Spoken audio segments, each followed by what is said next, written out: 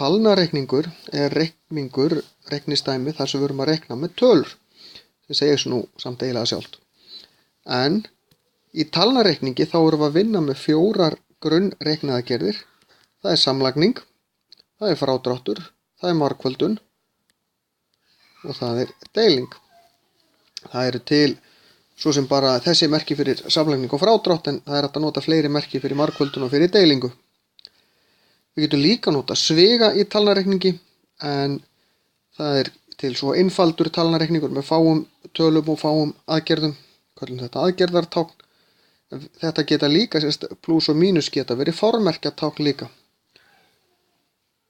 Og svo getur við verið með lengri dæmi. Þetta eru aðgerðartákn, þeir eru með 3 + 4. En ef það stendur bara +3, þá er þetta plústala. Eða -3, þá er þetta mínustala. Svo getur við verið með -3 + -2. Þetta er talnareikningur.